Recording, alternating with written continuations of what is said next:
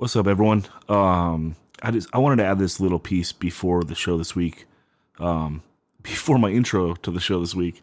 But last week I did the like a quick last minute intro to the Stone Age episode, with that little Kobe tribute, and I wanted to say something a little more, just because I think he meant a lot to a lot of us that grew up in Southern California. And you see the pushback right away of when people mourn celebrities and people they didn't know personally, and people will be like, oh, why do you care about someone you never met? And it's like, my friend Chris Holden said it to me. He's like, Kobe brought everyone together. Like, everyone in Southern California, or most people that like basketball, they loved him. And, it's like, how else are you going to get all these different types of people like on the same page or something? And,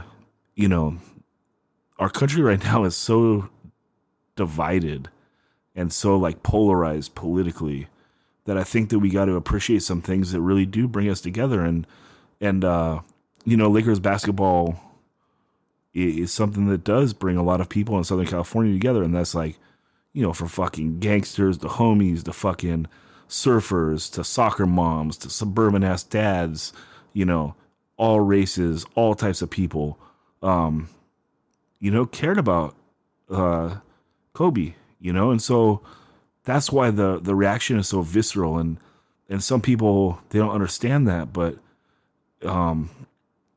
you never fucking met a song, right? And songs mean the world to us. Like, I don't fucking know Freebird. I don't fucking know Don't Fear the Reaper. I don't fucking know, like, Filler. I don't know fucking Police Story. I don't know all these fucking songs that they're classics that mean so much to us. But the thing that's special about music, and this is a music pod, is it brings people together. And it's like, that's why I love, I'm so fortunate, I think, to get into punk and hardcore when I did, in the late 90s and the early 2000s. Like, I think about going to shows somewhere like the PCH, or, the shows we'd have in Oxnard, and it's all types of motherfuckers. Like, and you don't think about it. Like, there's no like, oh, this dude's like some white kid from the burbs, and like this, some like, another type of dude. Like, it's just everyone's in this room for the same kind of music, and it's like unifying, and it's powerful. And I think that for people that don't have something like hardcore or punk rock that they understand, like that camaraderie, something like Kobe and Lakers basketball, that's that for them. It was that for me. And this has been really fucking weird and sad, man. Like, I sad to lose Kobe. It's sad. Everything about it's sad, and motherfucking naysayers that wanna, oh, you never fucking knew him. Fuck you, fuck you. Because like I said, we don't know these songs. We don't know these bands, that pump out shit that means so much to us. We don't know these fucking movie directors and actors and shit that like, but movies and art, it's okay to feel it and to connect to it. That's what makes us human, And so, I wanted to add that, and whatever the fuck ever. We're back to punk rock this week, and we're staying that way. But this was fucking big, and it was sad, and that's it. I said my piece now. So rest in peace, Kobe Bryant. Never gonna be another one like that. And on with the show.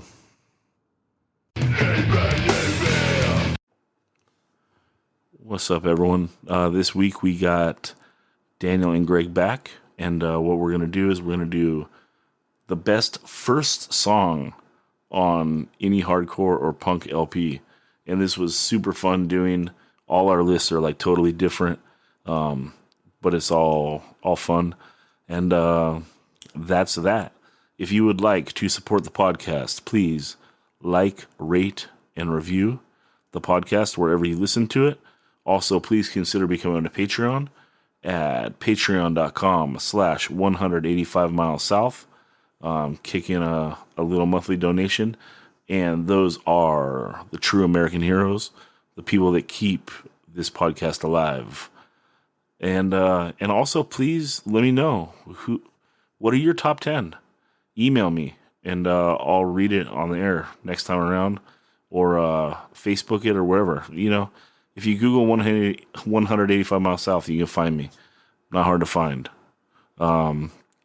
That's all. Let's go on with the show.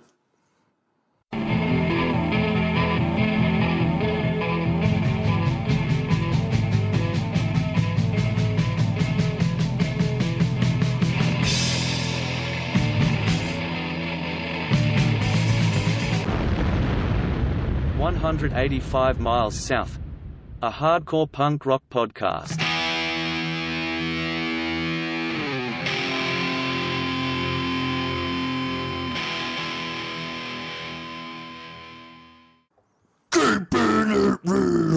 Oh, Cabarrys. In comparison with...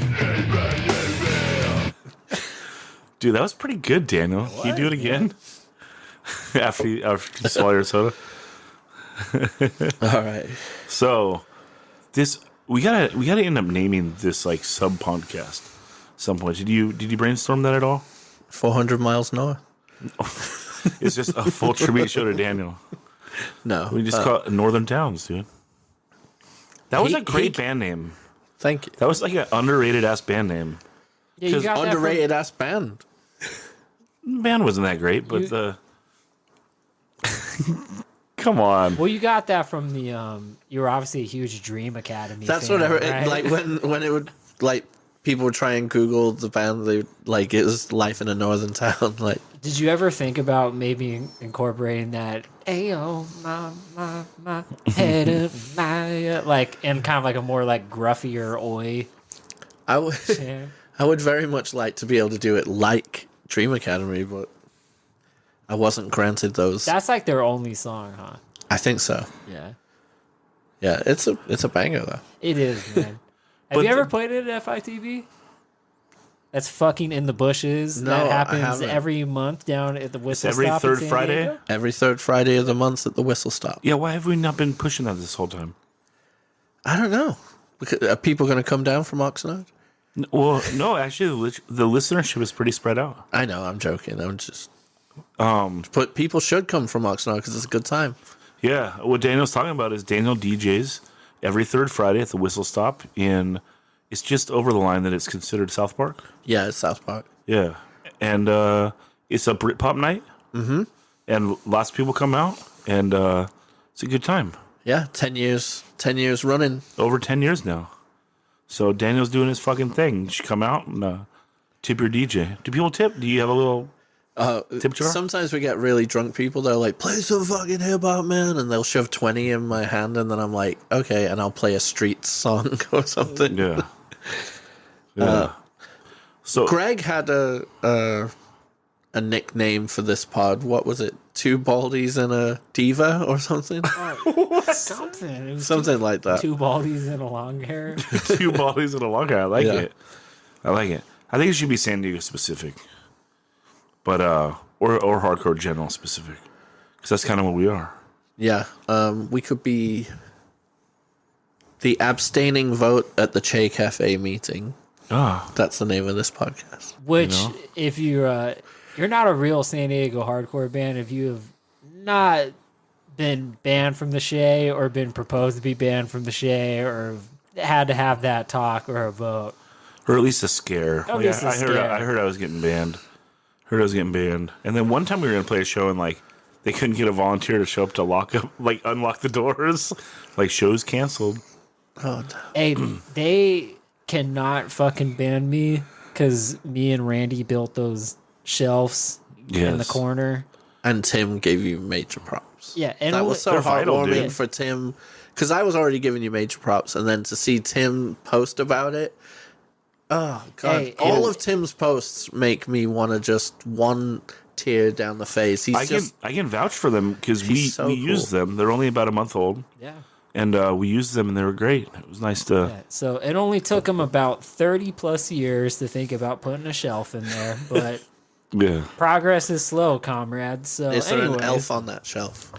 So this idea for this pod was originally because it was going to come out on January 1st, but we decided we should do a best of 2019 show because January 1st, 1/1. So we thought we would do the 10 best opening tracks on either a punk or hardcore record, and this is fun. Yeah, I had a really good time, like racking my brain of like,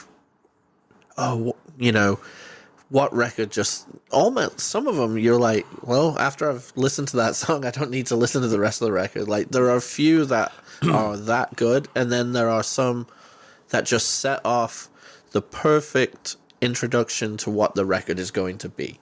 Yeah, and this was extra fun for me because I love so many genres of punk music that before, when we've been doing our countdowns, it's been pretty specific to hardcore, and so I stay that.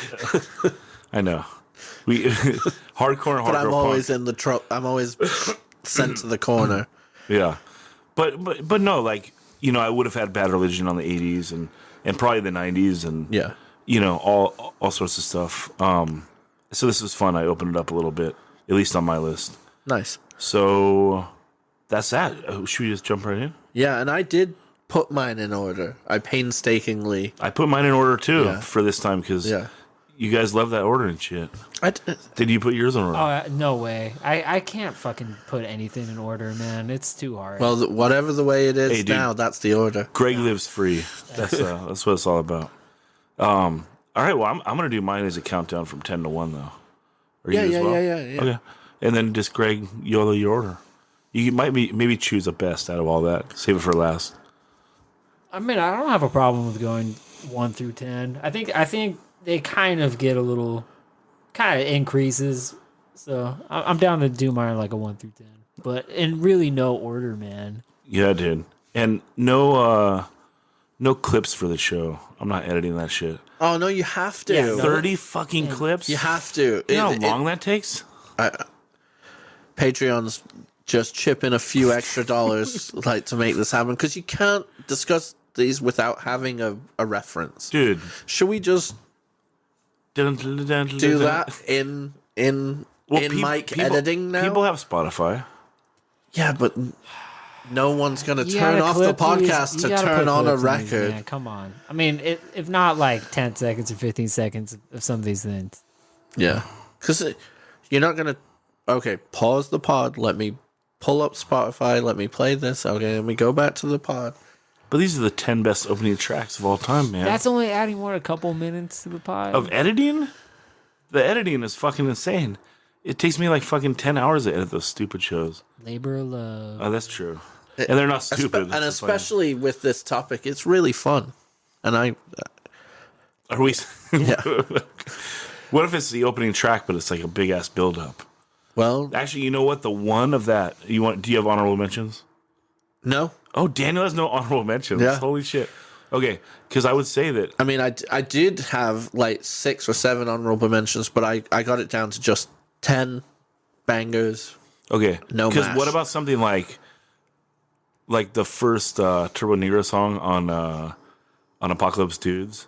It's like such a slow burn, like the way it fades in. I love a song like that. Yeah, but how am I going to sample that into 10 seconds? Yeah, that's difficult. But Pretty much all mine that I picked are They just hit. are right around 10 or 15. That's kind of how I Yeah, the songs start strong as well. yeah. You're saying. Okay.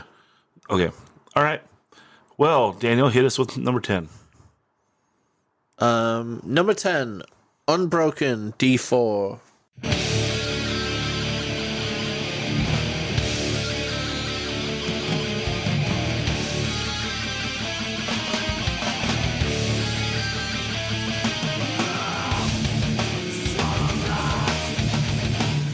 amazing. We talked about it before. I said it's like one of those songs where your hands just go in the air because like, and they only come down to hit the fucking air toms. Love it. Love it. And it really sets the mood for the way the rest of the record is going to be. But Yes. it also, it'll stop you in your tracks. Like if that comes on your shuffle and you're like cleaning the house or whatever, and you're like, no, this needs my attention. It just drops. It's just just explosion right there. Love it. All right, dude. Should we move this fast? Okay. If see we're how going it to go goes. quickly, then If we're at I mean, we 25 could minutes, if we're at 25 minutes and we're down to our top 2, then we'll slow it down, huh? My number 10 is Stalag 13 Conditioned.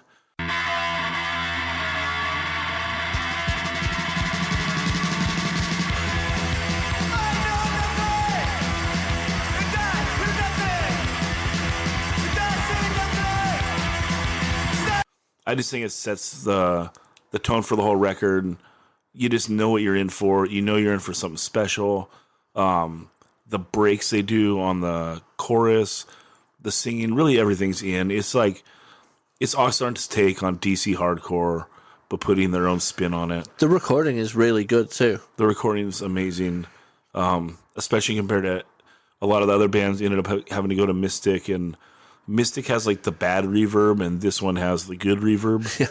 Well, I know you have another Oxnard band on your list, and this one sounds 10 times better recording wise.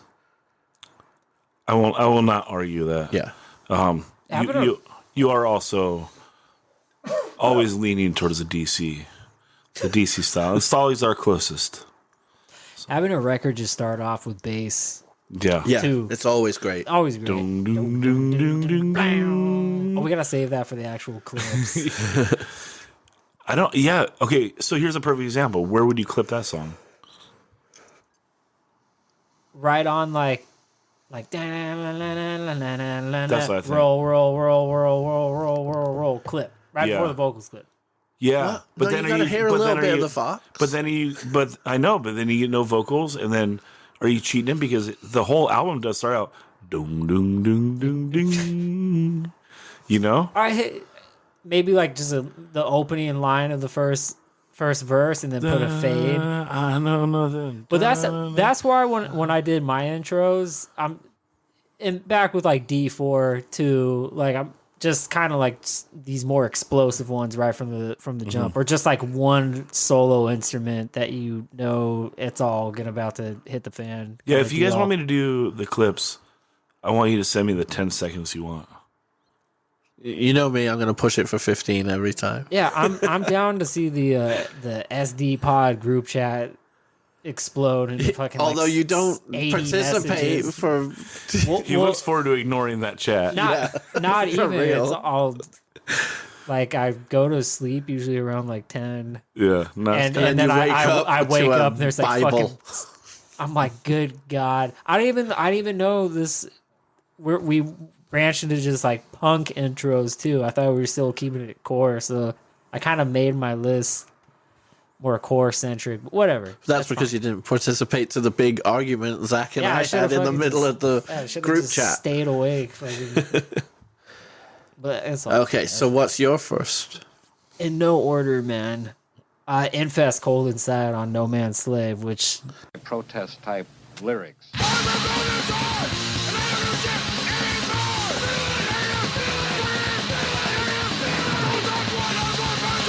kicks off with a clip from the first Decline where the guy's talking about hardcore punk music, and then just right when it ends, you just get blasted immediately with the best opening line with "I feel cold inside and I don't give a shit anymore." I mean, that's just, if that doesn't tell you just what the rest of this fucking album is going to be.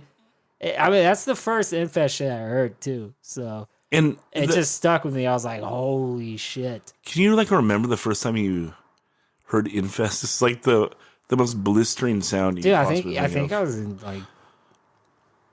in high school for sure. I Yeah. remember like in class or something. Yeah. Someone showed it to me in their headphones. I was like, dude, It sounds so fucking gnarly. It's so gnarly and so catchy too. Yeah, and just talk about like perfect, audio clip that just matches with the music immediately after it. So Yeah. I mean, you don't need to cut that song. No, you don't. The entire song is the clip. Yeah.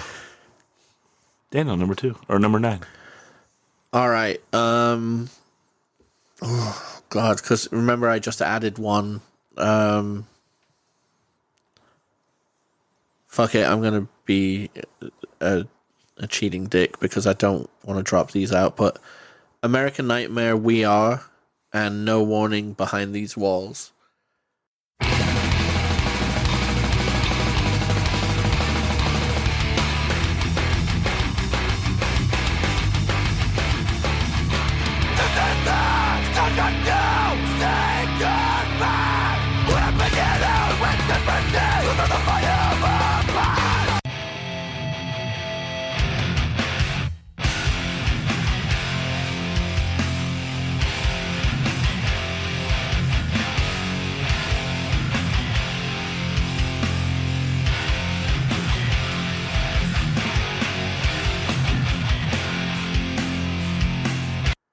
are you combining Tell me two what. of these? Tell me. How do you combine the two Because of these? I've added one other. Yeah, I'm making these joint number The 9. fucking staple. You're supposed to play them on top of the You. other one, like.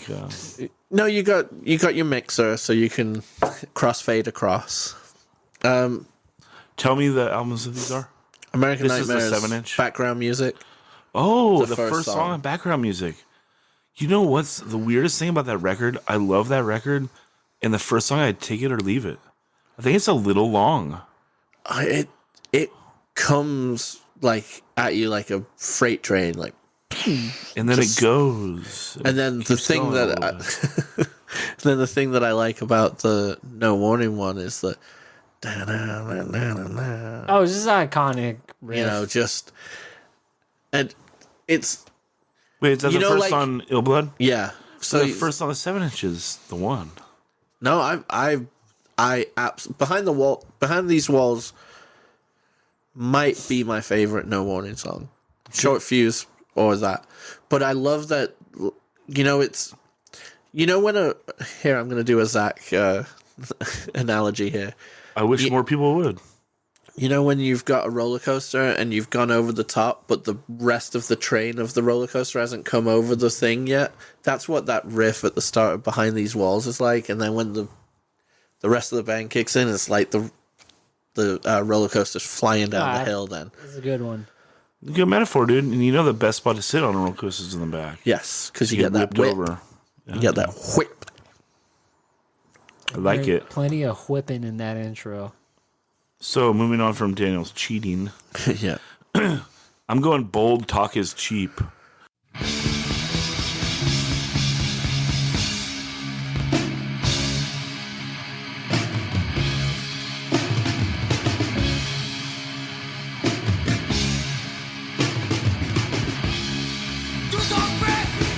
And it's just fucking sick. I mean, pound the shit out of the cymbals, right? Da da da da da da da da da da da da da. Ba da. Do do ba da. Ba do ba do ba da. Do do da. Do da. You out of all- dog.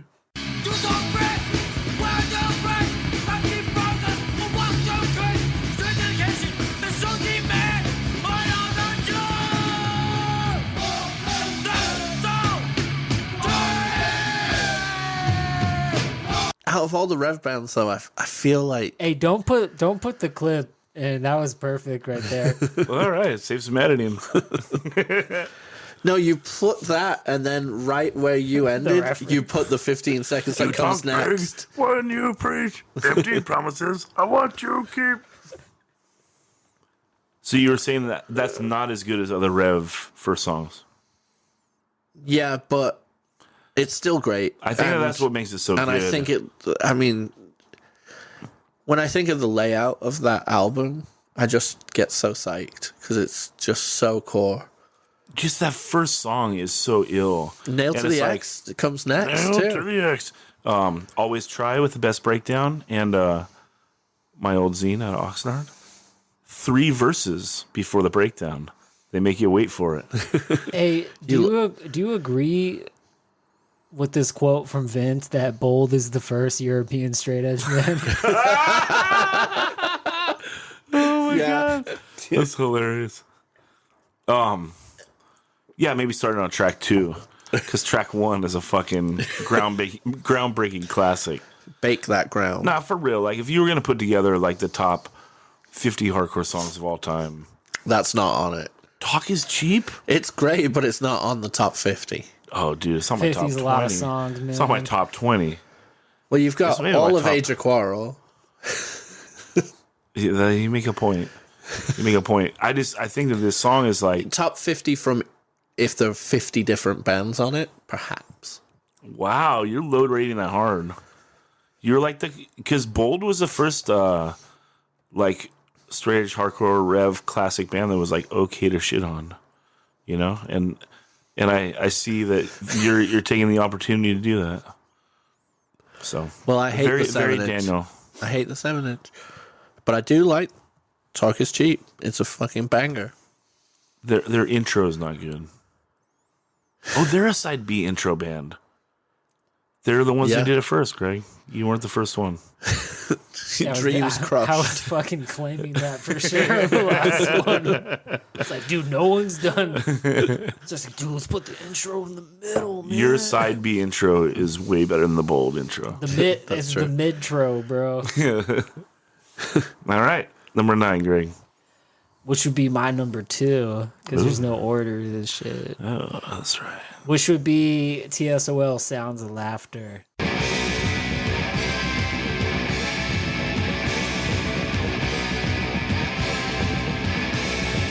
I can hear the sounds of laughter. Could it be they're laughing at me? I can hear the roar of thunder. I'm mad, I'm deranged. Love it. On Dance With Me. Do you know what I've always thought of that? Is that it sounds to me like the beginning of California Uber Alles a little bit too. Like same kind of They're fucking with the dark chords, but they're the 2 bands really fucking with the dark chords at that time, right? yeah. You But- know, You Go know ahead. what? I'm sorry to cut no, you off, Greg. No, but not it at all. like I've never thought of that comparison. I can totally see why you would think that. But talk just about the intro to the song. definitely. But talk about 2 different California approaches to Yeah. it. You know. Yeah, but I don't know. Just the way those drums kick in, and it's got that like reverb on it, which I think makes it a little bit different than the DK for California Uber Alice, and yeah, just like that bass kicks in, and the bass sounds like they have not changed the fucking strings on that thing at all. It's just so muffled. It's just one note, just like the blam blam blam blam blam. It's like very fucking theatrical, and then he just kicks in with just those like over the top fucking. I can hear the sound of love. yeah. This is the best TSOL record, right? Dance with Me, yeah. Yeah, Yeah, definitely. no, it's great. It's fucking Definitely.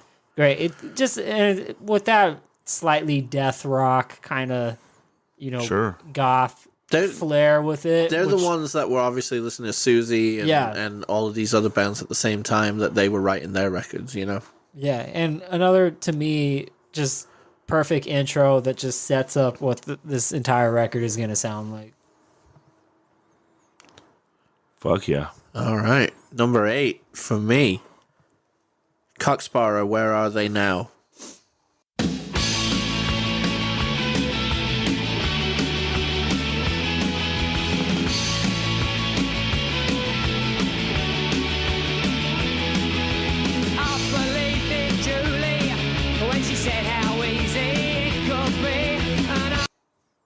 Great record. But that is a record when we talked on the last podcast about like the new downpresser was just all bangers. That like when you have that many good songs, sequencing almost doesn't matter. That Cocksparrow is the same way. I mean, Yeah. That But record, I still, any of those I songs still could think open. Shock Troops is very front loaded.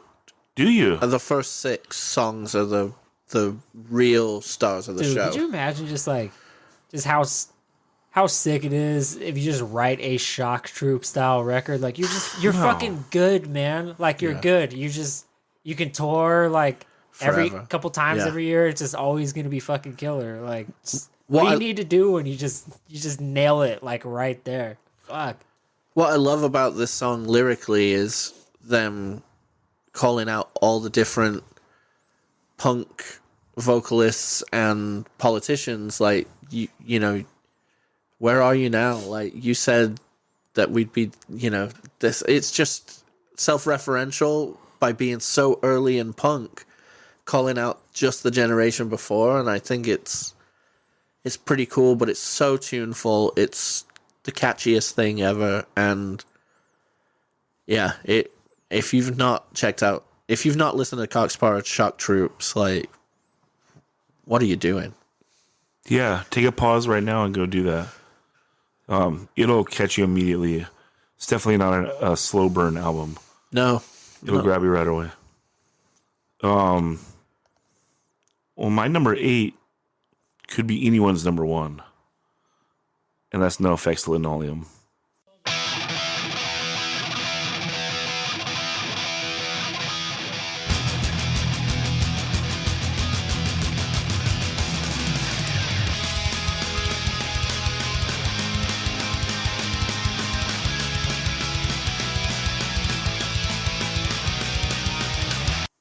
Holy shit.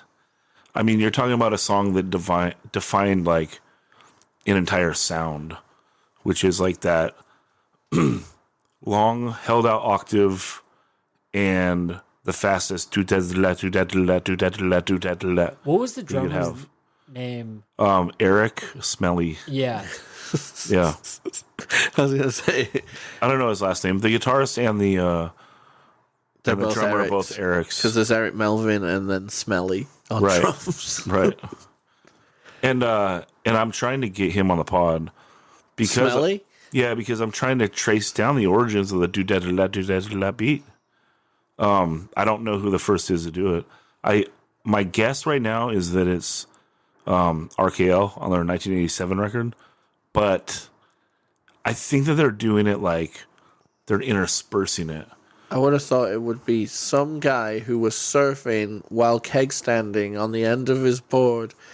That, like, when he crashed into the wave, it went do-da-da. He's like, "Oh, I've got it, guys." Oh Yeah. man, that's gotta be. Zach is pissed off right my now. guess is it's NoFX because NoFX and Lagwagon are bands that were influenced immensely by RKL, but Bomber's wild style of playing drums just cannot be replicated. So I'm assuming that they like honed into the little piece that they like the most, and then dialed that all the way up. That But what about Bad Religion? Bad Religion's They doing never- like a do that do that. They're like do that do that do that do that do that. Because- they're not doing that do that do that do that do that do that. And their chord progressions are a little bit quicker. Bad Religion's like How early is that first Lagwagon on Fat Records? I want to say it's like 90. And has NoFX been playing that kind of beat at that point? Yeah, because NoFX is definitely doing it by S&M Airlines? yeah, by S&M. Yeah. So they got it. I think that they're the first if RKL isn't. because that I feel like that because Smelly was playing single kick, right? Yes, which you have to for that beat. Yeah, to Any- get the really Yeah. But that's like when this comes in is because they're going to Ryan Green, who's basically a heavy Yeah. metal producer, And he triggers the and he's drums. triggering the kick drum Yeah. to where it's like that huge sound, and then there's no going back. All the bands get that sound. Yeah. But Linoleum, ridiculous. Well, the way the two guitars scythe across each other in the way the song kind of goes down. And then the best part of the song, perhaps, is where it drops out. That's me. On the beach, I go for the sand. Yeah. Metal meter in my hand. Sporting a pocket full of change. Of course. But it, and then But it goes back into it. But then it layers back Oh, up. yeah. It adds another layer and Yep. then another. Yep. And That's then- what and then we because it back strips in. it away and puts it back in. And they bring it right back to the do da da da da, and they're like, you know, you wanted it, and then you gotta wait. We made you wait. Yeah, they made you wait, and then you wait a few more songs, and they fucking do it again on Lori Myers. Yeah, I'm raking my brain. I'm trying to think of any examples of that beat or anyone doing it, because it makes sense to have for it to pop out with a more triggered sound to really get the attack. Yeah. Right. And you can't really hear that probably in any early 80s something, because they just didn't have like It's the like punch 88 and the trigger. on. Yeah. It's not. It's very before triggered. 88. I don't think. It's really hard to hear the kick drum on Rock and Roll Nightmare, which is the RK album from '87. But I think that's the first time it's around. But who knows? That's why you got to get Smelly on here, dude. He'll know. Yo, Smelly, get on the pod. No, Who did the do that? I love a pod of just figuring out the do that. Telling That's you. just perfect. Telling you, it's cruise, dude. I've just because I find something amusing doesn't mean I'm mocking it. I'm like fully about it. No, I know you like when that song drops out. I do. That's a fucking beautiful part. I've been on a mega Blink 182 like wormhole lately. See, I don't like any of that except for M&M's, and only because I was like on a it Cinema was Beer too Goggles, or tablet. I was like on Cinema Beer Tay or Cinema Beer Goggles. But You really should check it out more. I don't like it. It's too silly. No, Blink? Yeah. maybe early. You know, they do have some silliness, but they get deep, man. Okay. Miss you. Like that Where one. are you? Never could do it. Anyway, Craig, You know- you're up. Poison Idea Lifestyles on Kings of Punk.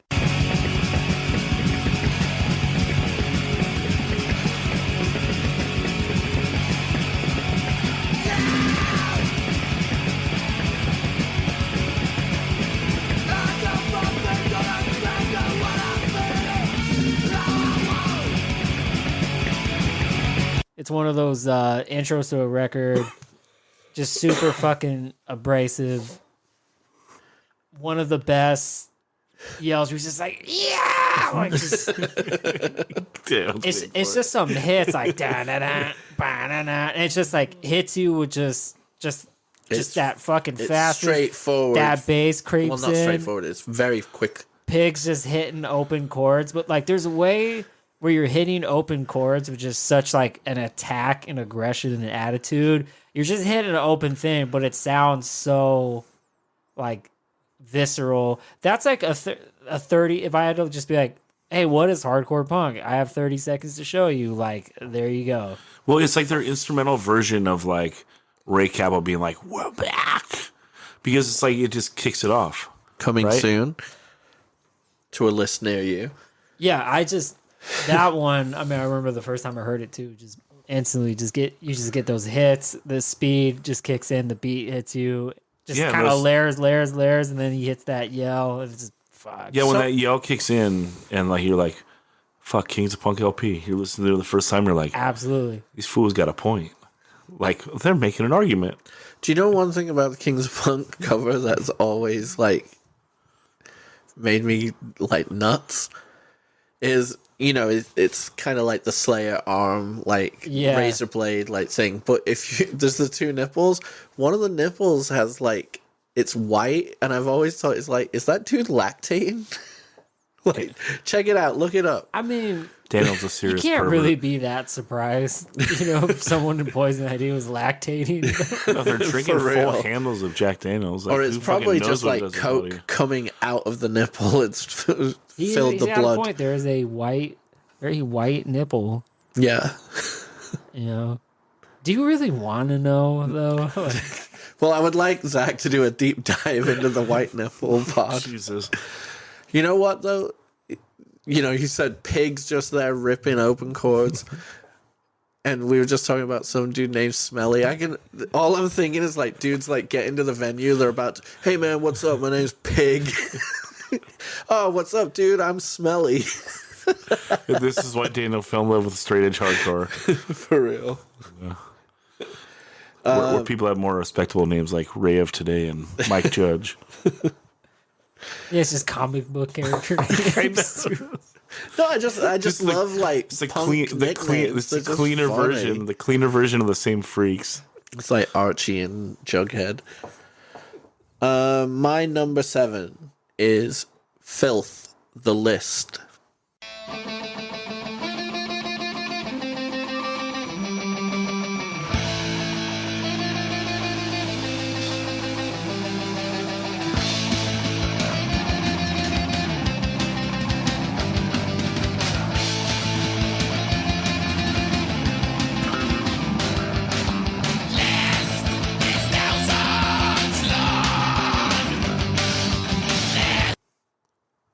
Yes. the Over My Body version.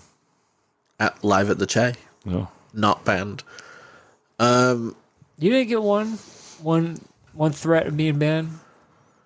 I don't think so. I'm a good boy. I did a lot for the Che in my time. Made all the fucking flyers. There's a lot of free flyers, I knew. Yeah. I would say the list is lyrically fucking unbelievable. The dude's voice sounds like razor blades are literally ripping his vocal cords apart. I love the one kind of janky guitar, like starting it up. Even the way it starts, like they kind of hit the wrong chord for a second and then start. And then Shout out to the true punks.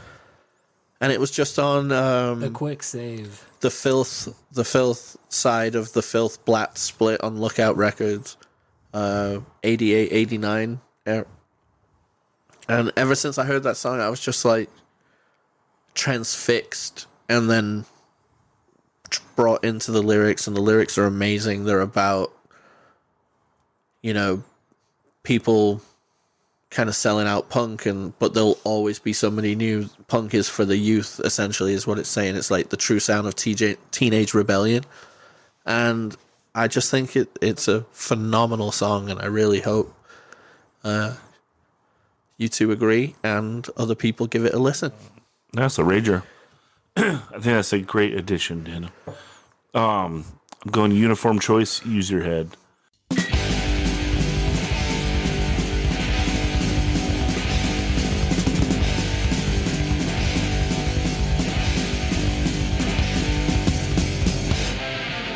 Something happened, made you change. Something's gone, can you explain?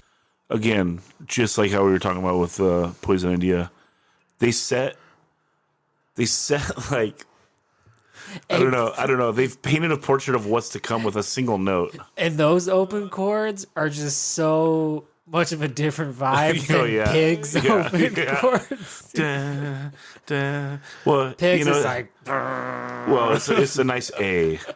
Pig's not just playing a nice sounding A, right?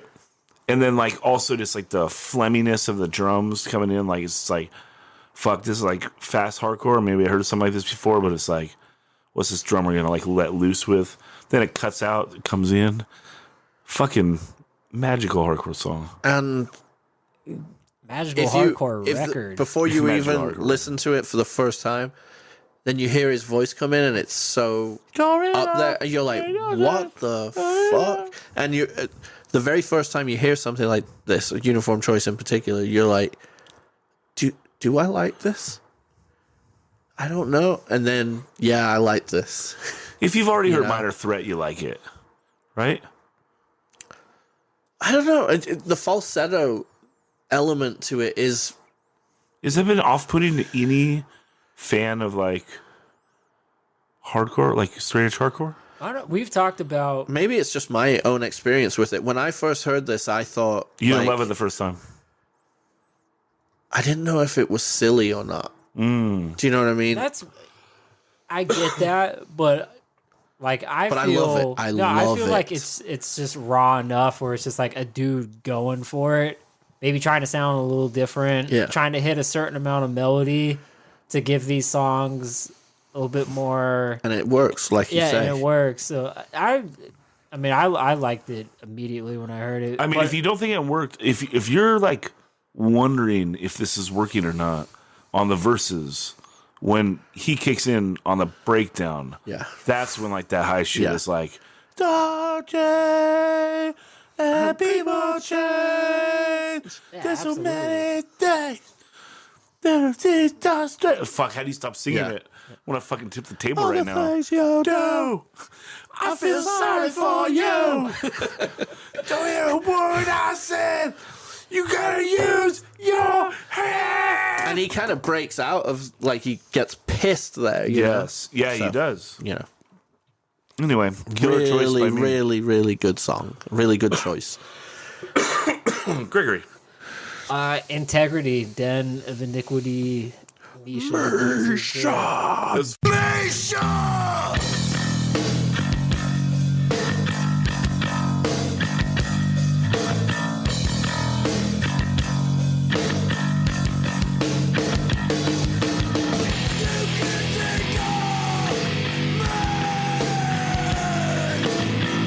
funny because it's like sometimes when we were doing like the Dude, it's in the times like of the 80s or something where we kind of agreed on more things, and it's like, oh, uniform choice, awesome, and it's like I feel like you put Just- down like the one card that could top my uniform choice card.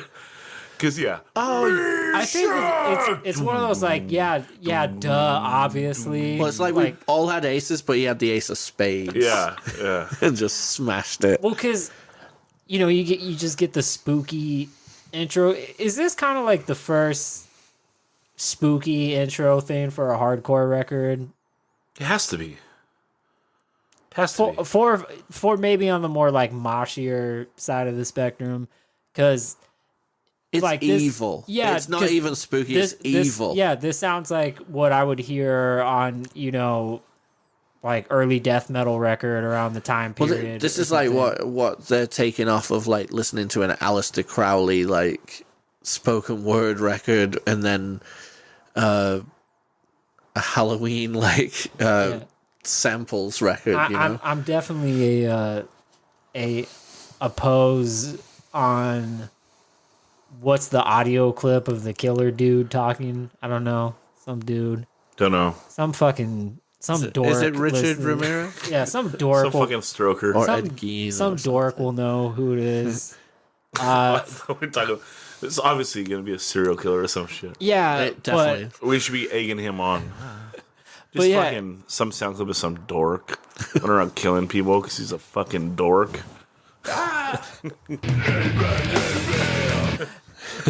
No, and then I mean, just maybe one of the most insane drops of all time. Yeah. Just the vocal yell. Yeah. And then the. Hey, It's, hey, say what you want about Chubby Fresh, but I mean, dude, that rhythmically, like the drums and bass, like that shit is locked in, man. He has the best, Crazy. like, thick, laid back, beefy style. Yeah. There is. I don't know, like, how loose his, like, hi hats are. You know, he's just like. But maybe we should have done the first 10 seconds of any hardcore song. That'd be an interesting one. Because this would take it, probably. And I think it's this, even with the spooky intro and just the opening yell into the drop, it sets, again, exactly what you're going to get out of this album. So Yeah. definitely no brainer, duh, but, you got No, that's why we got to have it on this, because I didn't have it on mine, dude. well, and sometimes, like we were saying, the first songs come and they beat everything that's coming after it. Like, even though I love the rest of the record, I could skip back to this over and over and over again. Even the 10 seconds we're talking about, just that. It's so iconic. It's so iconic. Yeah, it's just like immediate chaos. Like Yeah. as soon as it, Oh yeah, people through windows Yeah, and walls like- and everything. Even when Terra would do it, it would be the Yes, same. that was very nice. Very nice. But Descent into Darkness is the greatest integrity, right? No, What is? Abraxas Annihilation when it goes from the pickup? slow to the fast. That's the best. No, Descending into Darkness is the best. That long ass That- fucking. We're gonna do a part of the best 5 seconds of integrity. We can just do the best 5 integrity songs. Okay, my number 6. We can start with the horns, and then Oh, you mean this, the song from the 185 Mile South Hall of Fame? that's right. Gorilla Biscuits, New Direction.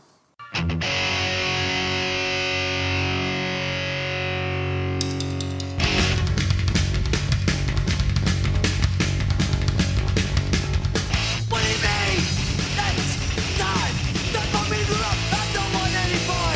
If I can find my yard to do. Sick. What do you were- mean? You were just talking about on the Cox Bar, like calling out like the generation before. Yeah. And this is a theme that never gets old to me. Is just talking shit on the generation before you that dropped out and wasn't fucking real. Yeah. It'll never get old. And the fucked up thing about this song is it got done to them by 10 Yard Fight. right? Well, the thing about I think the whole generation got same. Yeah, the next generation. Now along, it's you who yeah. stands to the side, had enough of your so-called hardcore pride. There's no mince in that one, dude. Yeah. But the thing that's interesting is Walter wrote all the lyrics and everything as well. I think that's what I'm led to believe, you know. And coded messages and slowed down songs is like, oh, but I'm also doing quicksand. You know, but I digress. I'm just saying this is an amazing lyrical jump off point for the record, and also just it may be their best song. It may be. I'm not sure because I like other ones better, but if we're talking about the song was cooked up in a lab, this might be their best one. Yeah. Do you like it when it's played 3 times too fast by Built to Last? In one set. 3 times too fast in one set? You never saw them play it. You saw them play it more than once in a set? Twice. They definitely played it twice in one set. Skate punks. Yeah. But it's the same thing, the crowd made them do it. You know, Yeah. It wasn't like, oh, we're going to play this one again. Yeah. No, it's great. I mean, it's classic, iconic. Definitely, Like, definitely iconic when they played the Irenic. You know, went to it and was waiting for it. And then as soon as you hear those horns, you're like, I'm diving. Goosebumps immediately, right? Immediately, Yeah. you know. Yeah, that's what we call, like Rob and I and others say, the hardcore Holy Ghost. It's like, I had no intention of going off. You know, I just wanted to watch, and then you hear that, and you're like, I caught the hardcore Holy Yeah, Ghost.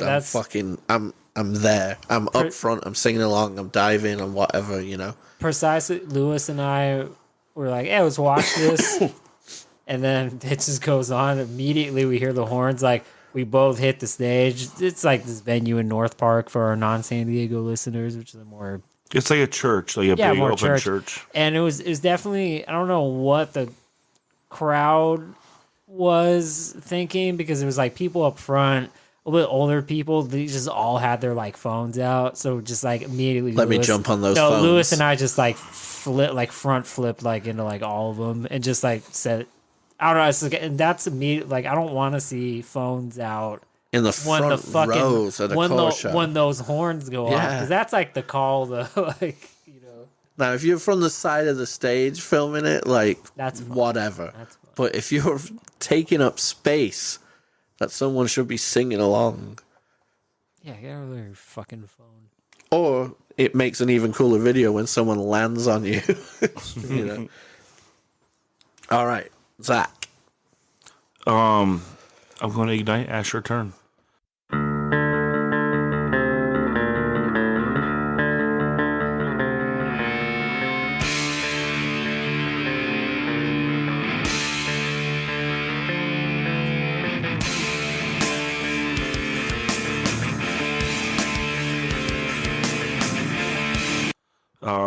Just start with the bass like that. Ding ding ding ding ding ding ding ding ding ding ding ding ding ding ding ding ding ding ding ding. But I can go all night. Yeah, I know. I love it. This, I mean, Which I think Zoli has just left Ignite. Zoli has left. This is actually a pre-Zoli song, although Zoli sang it much superior to Joe Nelson, who wrote the lyrics. The lyrics on the song are amazing. Just like I was talking about, I love when hardcore bands write the shit-talking song about the previous generation. I love hardcore songs that talk about loving hardcore. And I know I'm unapologetic about it. I think it's fucking rad. We love this thing for a reason, right? I mean, and it's something that is really hard to put words to. So it's nice when someone like can find a nice poetic way to do it. And Asher Turn is like a perfect like Flame Still Burns song, you know? Yeah. Together we're gonna find a match, you know, Asher Turn. Fucking ill. Sets the pace for the whole record that it's gonna be like Ignite, they got compared a lot to being like a more modern uniform choice, but Just because of the falsetto initially. The falsetto and Southern and then- California. well, and Joe Foster played in Unity, which is like Dubar's other band. Yeah. But yeah, Ignite, they played darker notes, and that lineup of like right when they got Zoli, like the lineup on Call My Brothers and Past Our Means, that it may have been the greatest like live hardcore band I've ever seen, and it was my crossover band, from From like, punk to core. yeah, and like being fully committed. It's like I can't stand another fucking band with fucking bad, shitty, funny lyrics. Like I want, Give me some reality. give me some fucking reality, dude. Sing me a song about a fucking Antarctic pelican, dude. Like I need that real shit. But yeah, Ash Return. Everyone check it out. It sets the tone for the LP so well. Yeah. Because the thing that the bands in the 90s did very well was a level of moodiness. Which is strange because they rarely opened with it. They would Yeah. always open with like the second song Straight Ahead, which is like just a straightforward banger. And they'd hit this like maybe second. It was like, man, I was always hoping like for the time where you show up, like the lights go down and then they play this. And, exactly. I agree. Like some of those bands that, on the strength of the amount of people coming to see them, could have done that easily. Like, Yeah. let's create the tone with how moody this start of the record song is. Well, they do this one little riff. It's funny because the last time I saw Ignite, like I really love the band still. I like all the newer records and stuff. But like Zoli like shit talked this song like on stage. He's like, I saw him telling like the bass player is like, song has 16 fucking parts and no hook. And it's like, oh, like that's the thing The that makes the wizard song so behind the brilliant. curtain. Yeah, because dude, they do like this one riff right before like it goes fast and the singing comes in, like the da na na na da na na na. They do it slow, which ends up being the verse riff, the fast verse riff. That's what Beanie on, dude. And it's like those little things, like that little part where you did this riff a different way only 2 times, like that's what makes the song so special. And that really sucks that like you lost it. That you lost it, that's what made the song special because, dude, I have no illusions to what I'm going to see. You know what I mean? I turned 40 next month. I've been in hardcore for a long time. Going to see Ignite in 2019. I'm not expecting them to play Call My Brothers for me. I'm just expecting because I like all the newer stuff too. I'm expecting to hear that. I'm expecting to hear like 2 or 3 songs of, my favorites. Like Embrace and maybe 2 songs off Call My Brothers.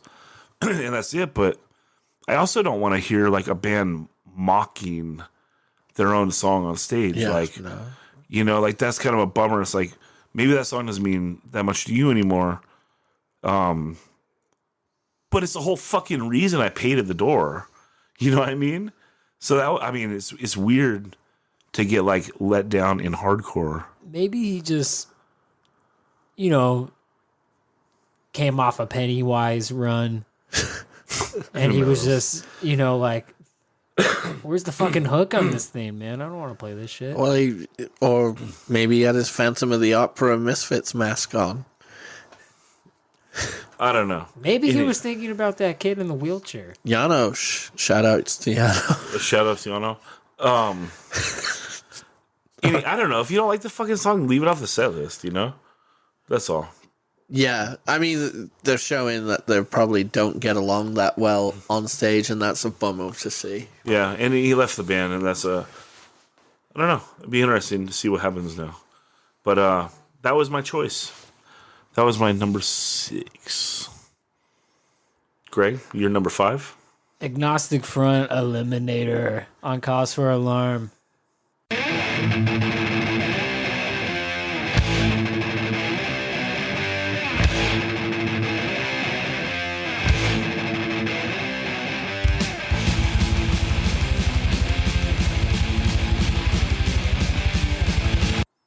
Oh, that's a terrible picture. Delete it forever. It's done. Eliminator. Great. First song off the second Ignacy front record. Just a fucking opening dive of a chord.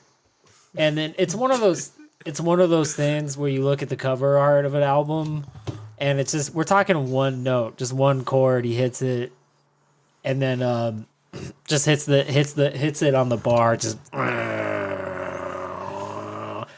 sustains, slides, and then just hits you with just that fucking fast riff. Kind of a build, and when it fucking launches, it just goes. So I just think it immediately sets the tone of that album. Just immediate when I look at it, just What year the is cover. Cause for That's Alarm? 86. Yeah, so the thing that bugs me about the Cause for Alarm LP is that it's recorded the same year as Age of Quarrel. And the sounds, like the quality of the recording could not be any different. And listening to the Eliminator, like going into this, I was like, you know, where the drums and bass like come in, I'm like, it should be a... Not that the song isn't great, but to me, I don't know. I don't know what I'm trying to say. You probably want a little more clarity, but I would also say, like, keep in mind. There's a lot of soloing going on in that song. Yeah, we'll keep in mind too. Well, they are setting the stage Yeah. Yeah, for the whole record, right? It's like this is almost a completely different band sonically. keep in mind too that, you know, recording quality in 86 for, I mean, Is it Don Fury? no, that's not Don Fury. Yeah. Because it's like half a Carnivore on the record, pretty much, you know. So if you listen to the first Carnivore record, compare the two, like sonically and sound, yeah, I don't know, but to me, I think it gives it that perfect mix of like metal and punk, you know, where I don't think I would have wanted it to have this like clear, like really precise, like attack to it. Like I kind of still want it a little muddy because it's like you still want some of that element from like Victim in Pain in there. So Its simplicity is pretty punk, yeah, you know. And then you learn a couple new tricks on top of it. But And then ZZ This- Top named an album Eliminator after it. so, I think that album it predates it by 2 years. Does it? I think so. Legs? That's like 84, no? Is it? I don't know. I think it might be after. Sharp Dressed Man, you know? we could do a whole other pod on ZZ Top, dude. Yeah, Sub Fandango. Rate the first four Ignacy Front records. Rate them? 1 to 4. Favorite to least favorite. Daniel, this is coming your way too, bud. We're going. Yeah, ZZ Top's 83. Well, what do you after Liberty? Are you counting live? I'm counting CDs? Victim in Pain. No CBs. So So just we're straight- going to one voice. straight to one voice. Victim in Pain number 1. Yeah, I mean, Victim in Pain's one for sure. Of course. I gotta. Oh man, Justice. One voice number 2. Liberty and Justice number 3. Cause for Alarm number 4. I have no, I go 2 and 3 flipped. Yeah, Victim in Pain. Liberty and Justice. Victim in number 2. Pain's one voice is 2. Cause for Alarm's 3, and Liberty Justice is 4. Do you think that's the common consensus? It probably is, right? No, it's probably 1, 2, 4, 3. I don't think One Voice is as lauded as you two think, like in general. It is now amongst my Well, generation. universal truth is not measured in mass Yeah. appeal. Daniel. Well, you're just asking Yeah, what I but think. I don't get. That's the like public thinks. I know a lot of people don't like Cause for Alarm, or it's not like their favorite. I think it's fucking great. it's my least favorite. really. Yeah, and I don't, and this is not something that I am stoked on. It's one of those records I've tried to like a lot of times. You like Liberty and Justice more than Cause for Alarm. I do, and I don't know if it's a full Sonic thing, because I do like the songs, like when you see them live, and then also on the live recordings. I like them more than on the record. So I don't know. Because we got some heavy hitters. We have Public Assistance, Toxic Shock. I know. You just got banned from the Che. over my agnostic front preferences. Banned for the Che. For liking Public Assistance. He says I, David Diekman, that your agnostic front preferences are shoddy. Is it true that you said Public Assistance was your favorite song? I love that he's Actually, public Assistance is on my least favorite of the 4 records, so I should be greeted in the Che. Right? yes. So, anyway. Yeah, when I get to 100 Patreons, I'll edit stuff like that out. So, round them up, bud, or it's going on the pod. Is it my turn? It is. Okay. My next song can be summed up in 2 words. Intro, bust.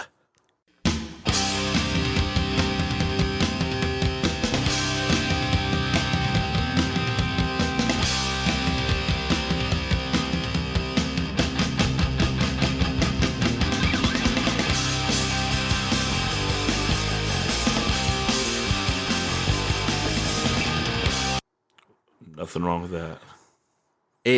Phenomenal, right? And I know that you, on a previous pod, we kind of argued a little bit about, you thought it was, the intro is a waste of such a good musical song to not have vocals on it. Yeah, but you know what, Daniel? I consulted with some good friends, and they told me the right way. So thanks, guys. I think no, you actually did convince me. Not to take anything away from you, but more so Greg mentioning it, and then just me like seeing videos of him doing it live, and it just being like, okay. Because sometimes you forget. It's like we grow up on listening to so much classic hardcore, right? That we never have the opportunity to see. And so we don't get to think about it in that light. And a lot of like the bands that we like when we're in our early, like, you know, your 20s, your early 20s, when you're like participating, always moshing, stage diving, etc. You know, you go see it. It's one of the same. Like sometimes you're listening to the record, so you know the song, so you can go and like participate more. Like for instance, if I was a 20-year-old right now, and that Restraining Order LP came out, that would be like my favorite record, and I would just want to go and fucking go crazy to that band all the time, right? I might not listen to it as much now because I'm 40 and I'm not going to go mosh to them, right? Because I listen kind of on a different level, like I'm listening for listening instead of like I'm doing my homework to go slam.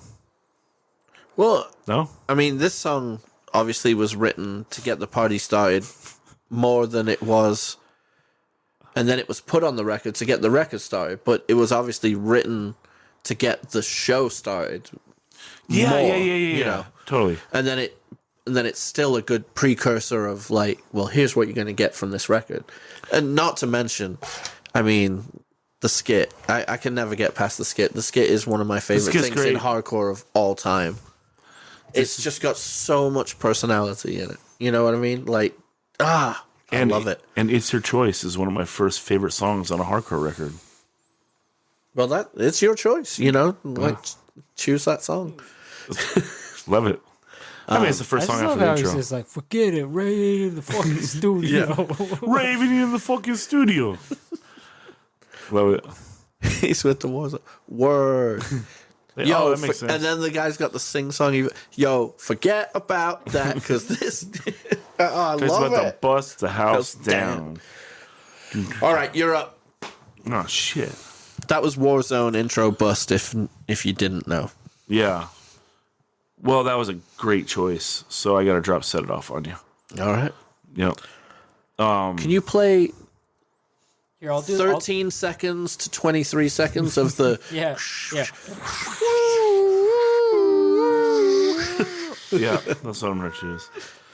No, I mean, first This song on a would've- record. It would have been on my list, but I knew it was going to be on yours, so I wanted some diversification. I like that you spread it out like that. That's cool. Because yeah, I mean, if we can't Hall of Fame everything. Yeah. Right? It's stupid to have a Hall of Fame for this. But yeah, Madball set it off. It can't be left off. So someone's got to put it on. Might as well be the most righteous dude. Yeah.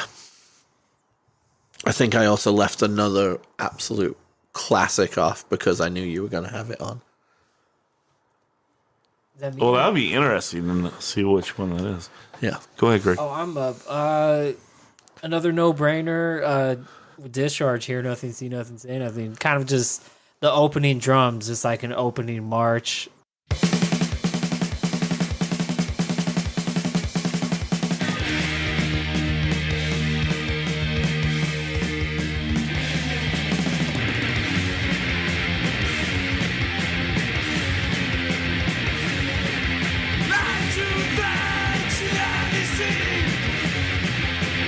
Goes with the whole theme of just anti-war devastation. So just to hit it off with just the drums, like just like an opening march to things that come, and just immediately getting blasted with that first note. It just sounds like a nuke going off. Yeah, it didn't just start an album. It started a fucking Yeah, genre. Absolutely. So that's why I have to put it on there. I don't even really need to explain it any more than that. It's like the opening march to, Yes. to a genre that's going Just to be those drums you're replicated. talking about, that's Yeah. the genre, and then there's micro genres within there. that genre. You know? Yeah, dude. Yeah, I mean, Yeah. the dirt that is in Discharge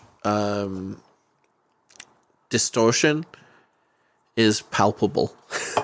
You know, it's Yeah, it's just this thick layer of just craziness. But yeah, just I don't know. There's something about like when you open up a record with just like one instrument by itself, not even like Yeah. the band going together. Like with back to the Stalag condition thing, with just the bass hitting a couple notes. If you just have just like a drum part or just like one guitar doing something, and it's making that much of an and impact. how much is in the red too? How Yeah, much is just clipping. everything Yeah, like just clipping right there? put to the top? Yeah, that's why I made mine. All right, next, Fugazi, Waiting Room.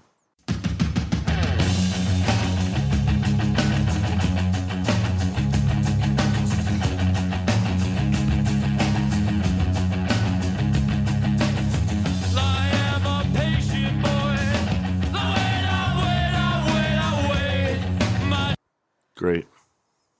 Yeah, I'm not actually. I feel like I got Fugazi'd on my cause for alarm pick from both of you, Oh. but with my Well, I think that. but then I'm like, yeah, of course, waiting room, duh.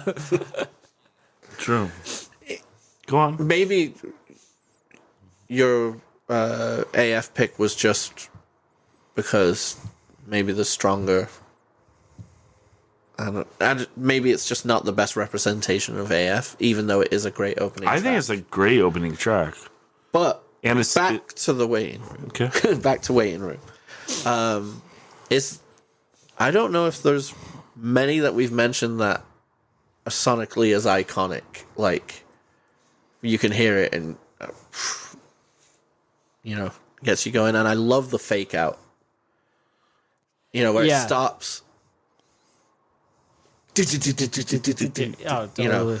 Comes in. It's fantastic. The lyrics and the way his voice cuts across, fantastic. And then, if you've ever watched Instrument, like that one dude freaking out, like freaky dancing to Waiting Room, it just, now I can't unsee that dude doing that freaky dance when I hear the song now. Yeah, well, there's that great live video of them playing, Yeah, and that DC like basement, and the guy's like, dude. Yeah, There's but just, can you imagine what that guy would have done if he heard linoleum? yeah. there's a fucking comment on that video where someone was just like, "Yo, everyone in this video looks like a Vietnam POW, like how skinny they are." And just like let out like this is an example, you know, Yeah. this is an example of my freedom after being chained to the walls for It's years. pretty much like guys, we hate hardcore so much. Like we could just dance now. You know, we don't have to hit each other. We could just dance. They were POWs to the mosh. They were kept in The mosh of their- CBs just chained to the stage, being Dude, stage dived on repeatedly. Hey, I'm a POW of the mosh MIA moshing in action, dude. Oh my god. I knew it was going to come back to just a criticism of, I didn't say a fucking thing. So the user head is way better. I'm going side by side backfire. Riding line! You don't know what it's about if it keeps up! We're gonna take you out, trying so hard! And playing your part! and I, you know, that's not the one that I was referencing when I said like an absolute classic, but when you showed me your list earlier, I was like, embarrassed that it wasn't on mine, but I went all LPs, and this is technically a 7-inch, but I know it is on the Lost and Found, like, Well, it's and also on the Rev repress. the Rev put together. I don't know. I would say that I didn't have anything of going all in with LPs, but No, and I would you consider didn't this, have to. I would consider this an LP, just the same way that if someone wanted to consider that chain thing an LP, though one thing that still holds true. Yeah, which is a retro comp, like Yeah. a retro put But it's together a comp. 12-inch you know? of the 7 inches plus one Yeah. bonus song. Also an amazing record that everyone should own. But the way Backfire starts and the Just hitting the different. vocals, the fucking vocals. It's like so catchy. You have to know the words. like just that. You Like, don't know what it's about. Yeah. he's And then those different tempos, He's like the when best. a kid's like, all this hate, what is it for? It's not some of that weakness anymore. A waste of energy, a waste of time. You can't see it because you're too fucking blind.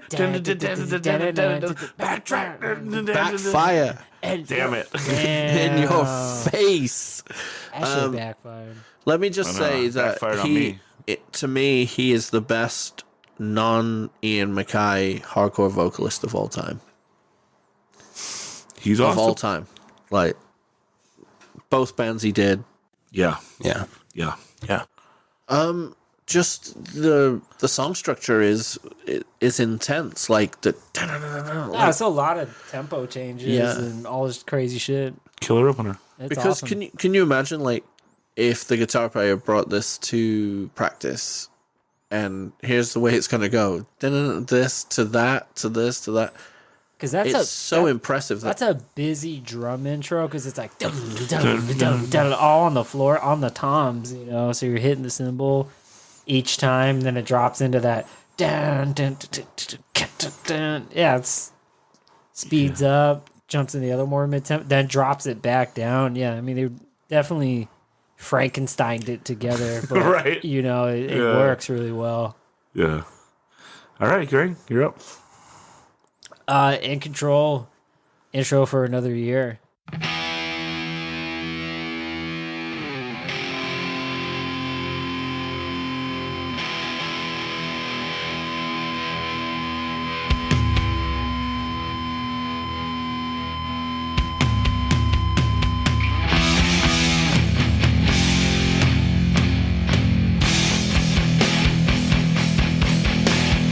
Thank you. That's another one of those. I don't know. You hit 3 chords, True. and that's immediately letting everyone know that it's fucking popping off immediately. Yeah, It's and the guitar tone is so grimy. yeah, just like that one little on one side of the speaker, it's just that feedback, and then you just hit the chords and those opening drum hits. Yeah, that's just, I mean, hats off, my friend. To the jockers and the haters. That's that. The point where Daniel takes his hat off, for real. Yeah, That's that is, I mean, Appreciate it. I love a good intro. Yeah, that one, simple but tasteful. Lot of Sounds like the Set It Yeah, Off intro right now. Yeah, I agree. Pass. I agree that the Hey, Claremont, don't play, fool. yeah, I agree that the one, not the one thing, but the thing that both the In Control LPs both have is just such a strong, like, basically that was the intro to your set of two different time periods of the band that were just perfect. And especially when you would play both of them in the set, you know, it would be like set A and set B. Because of both those intro parts, you know. After True Lyrics came out, I don't think there would ever be a single time that we wouldn't play both of those in a set. Yeah. But, yeah, because they're both bangers, dude. Well, thank you, Greg. Appreciate It was that. an absolute banger of a fucking intro.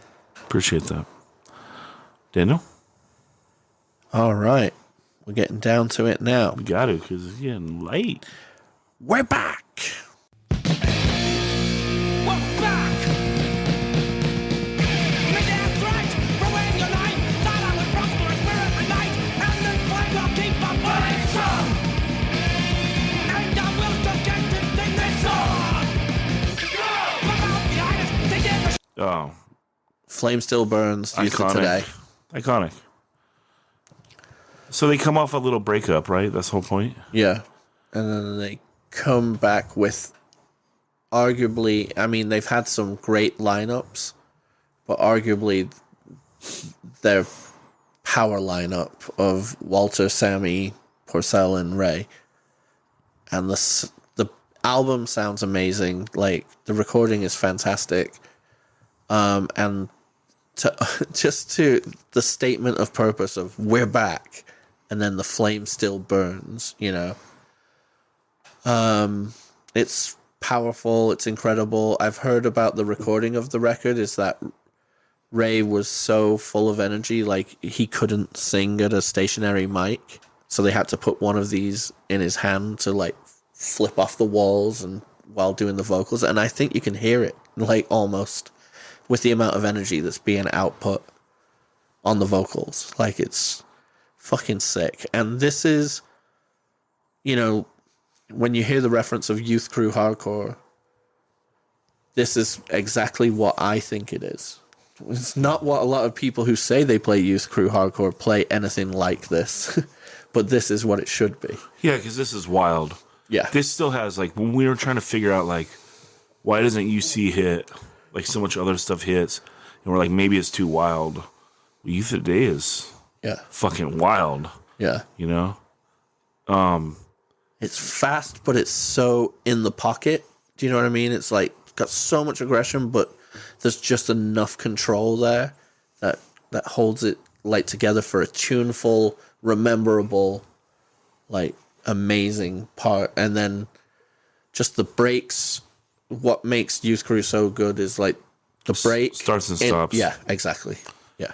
Yeah. It's been so weird getting to see Youth of the Day and Judge so recently at a place like the Shea where there's like, you can't hide, you know, like it's there.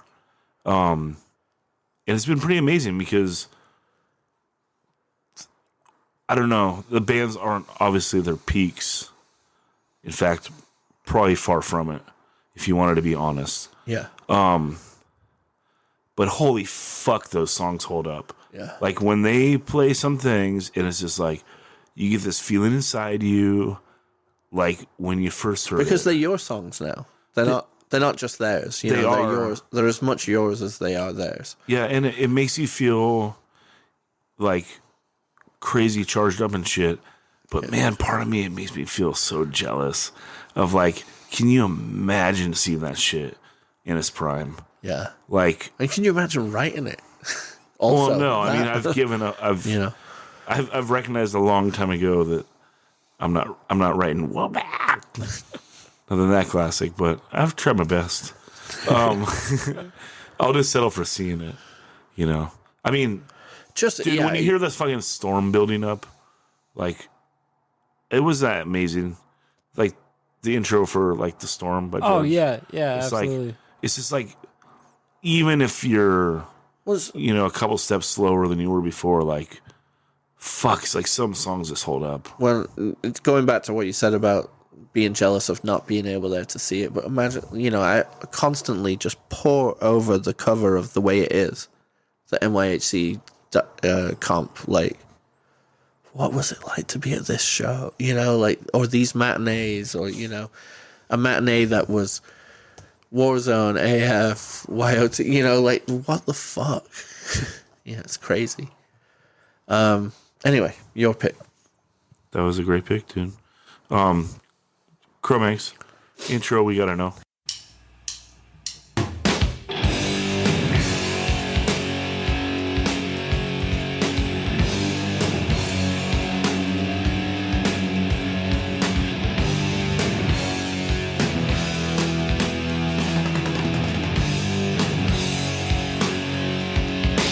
That's the other one I left off. That's obviously going to be on mine if we weren't all given different lists, Well, if it's not on your list, you're a goddamn poser. Everyone knows this. Click. All you have to click, and then you know what's coming. Nope. Iconic. The amount of reverb that are on those 2 clicks is perfect. It was one of those, like, I just don't even need it on my list, True. But I But it love has to this be idea. mentioned I if love we're this. doing Yeah, songs, for sure. or people be throwing their phones out the window. But to do an intro that's like slower like that, like just think of the contrast of doing that into we gotta know. It's fucking awesome. I mean, like, basically, what's recognized as probably the greatest hardcore album of all time. The first song on it is like a mid-tempo punk song. That's so fucking sick. Well, He's also But it showing off sets the his stage drumming because of chops. the intro. Yeah, He's showing off his drumming chops. The intro is like a sabby Black Sabbath kind of vibe, But it makes We Gotta Know sounds like so fast. Exactly. That they didn't have to start it off with fucking. They're using so much the negative fast songs. space too. They're using so much like open space, like that Mackie is filling with like some extremely good drumming. Yeah. Because that's what you're doing. I mean, you're air drumming that the entire time. For real. Yeah, No, but you're right. It sets up for We Gotta Know for like it's mid tempo, but when it hits after the intro, for some reason, it sounds so fucking fast. Yeah, so then they have their fast songs still in the pocket. And we always talk about moshing, like the heaviest mosh stuff and blah blah blah. Sometimes it's just a vibe that is heavier than a heavy mosh part, totally. and the vibe of this is so much heavier than almost any mosh part on the planet. It's just how many people have been fucking knocked through a wall to this? Oh, several. How many people can knock through a wall to this, like in small town Kansas, from some little band opening Cover it, yeah, exactly. Covering it, you know? And then the rest of their set is just crickets chirping. Greg. I'm gonna pick in the keeping it in the New York City realm, and this is just total Neanderthal. Immediately want to put my head through a wall, break something immediately. I can guess what it's gonna It be has to then. be March of the SOD.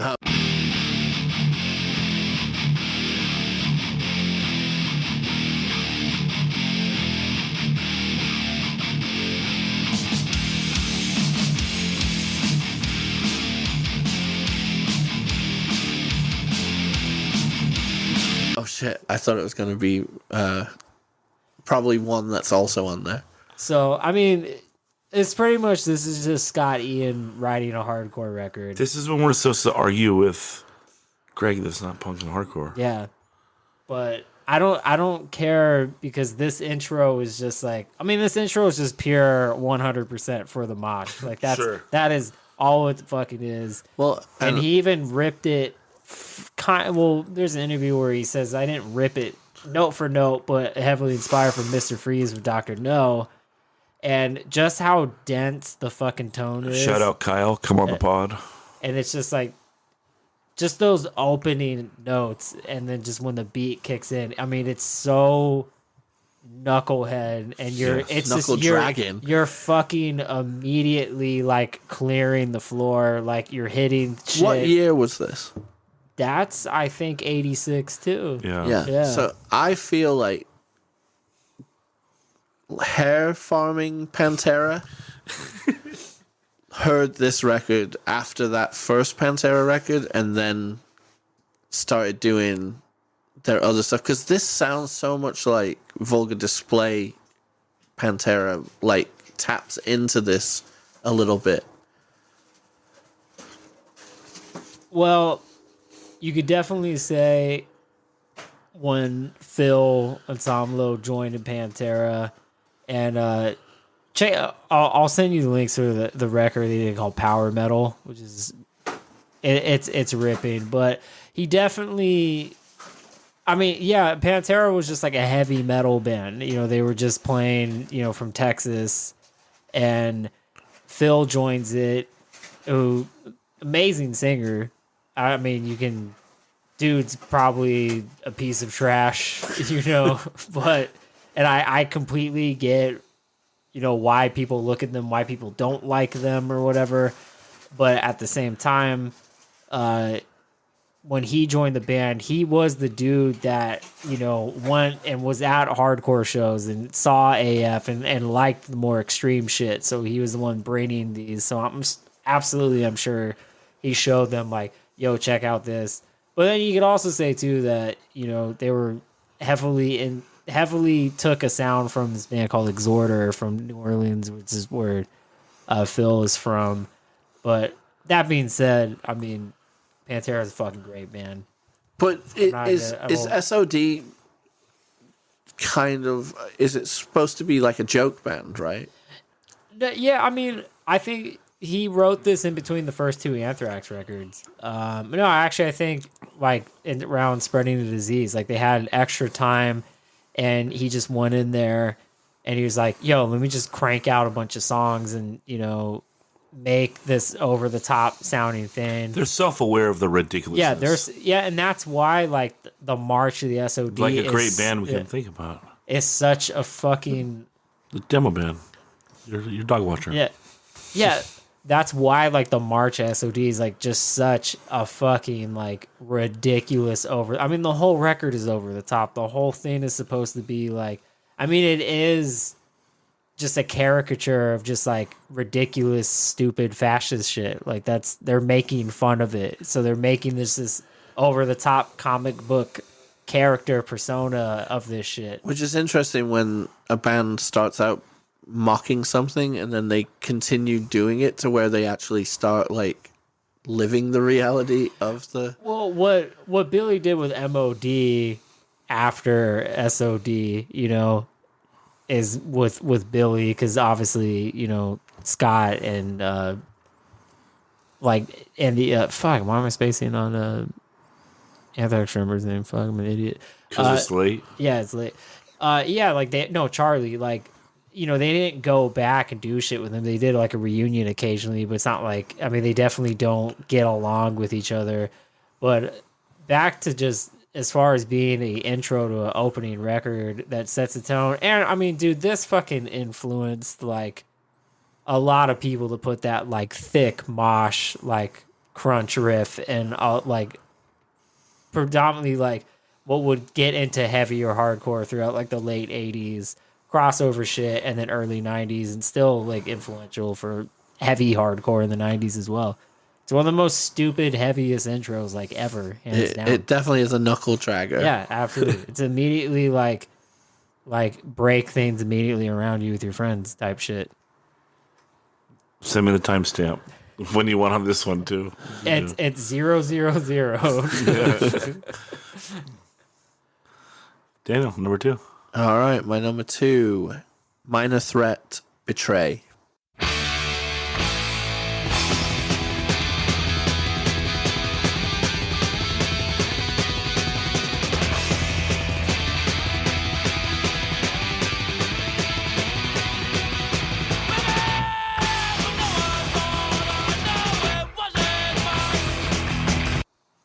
Great. I mean, this might be my favorite Minor Threat song. Mm-hmm. But what an opening song. Like, the way the song kind of does the stoppy start type. Maybe I was... No, like, it's... Yeah, that little hang up before going in there. So catchy, so cool. And then it gets to the end and the I'll see you tomorrow, same channel, same time, same place. Like that long sing-along, well, where he is...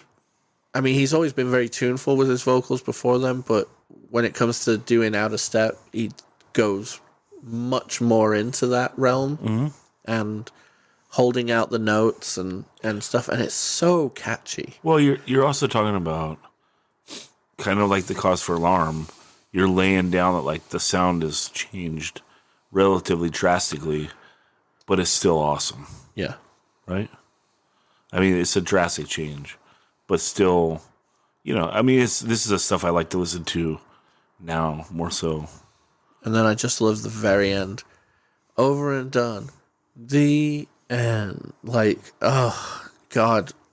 You wore me out. You broke me down. You totally betrayed me. You like, I'm fucking over it. Yeah. It's so sums up the lyrics with the tone of the delivery so perfectly.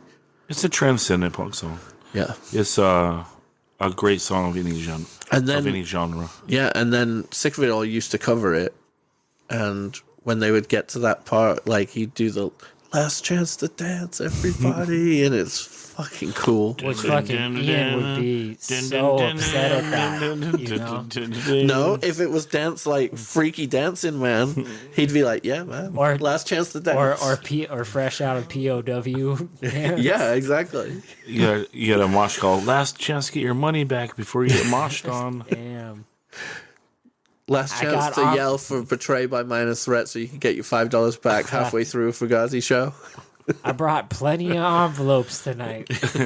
Sir, yes, you in the red shirt. Yeah, you're having fun. Stop that. Stop that now.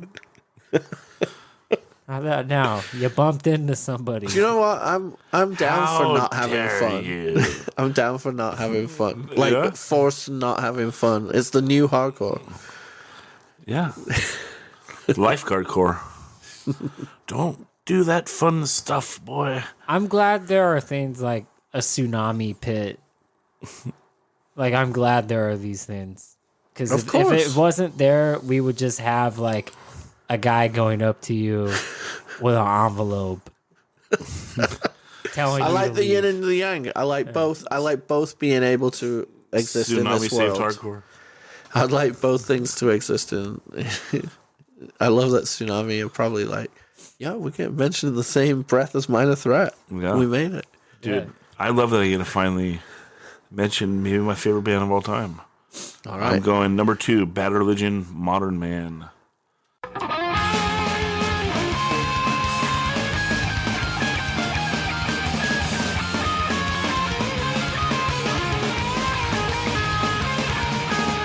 I've got nothing to say. I've got nothing to do.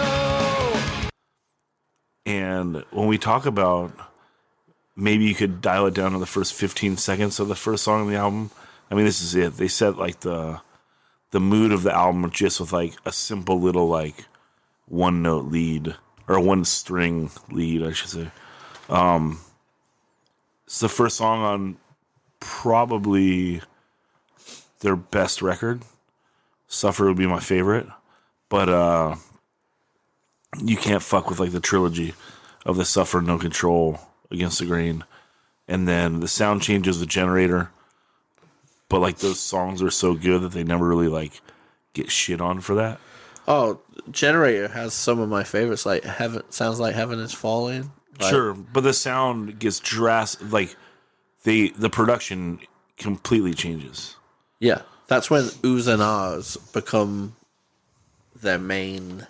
Well, the oohs and ahs were always there, but it's when they go from like that thinner, drivey sound to a heavily produced studio sound. Yeah, Modern Man. First song on Against the Grain. And Greg Graffin wrote the music and the lyrics. Be interesting to know if he also wrote the lead or not, though. Get them on the pod, man. I will one day, hopefully. One day. I got to get everyone. I got to get everyone in California before I branch out to Oregon, and I want to get Jerry A really bad. That'd be sick. So Brett Gerowitz would be good to get. yeah, I'd have to say, Modern Man lyrics, like for the time period it came out, and looking at what humans were doing to the world at that point, and still being absolutely critical of what we were doing. Of course, there were many environmentalists many years before, but I think it's summed up really well lyrically. And I think it actually made a lot of people probably sit back and think, that normally wouldn't have broached this subject at all, So it's good choice. thank you. Shout out Don. All right, then I take it back. All right, Greg. Okay, maybe this is the intro that I thought. Yes, that you thought I'm I was sure going to it say. Would it be Leeway, Rise and Fall? Yeah.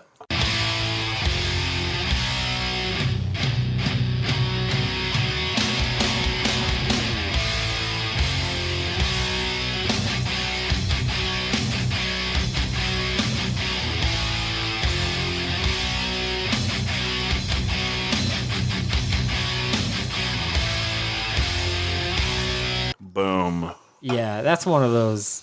Another one was like, well, duh, of course. But yeah, just if there isn't just like a calm before the ass beating, this is definitely it. With just like that. Ding, And then they're like, blah, blah, blah.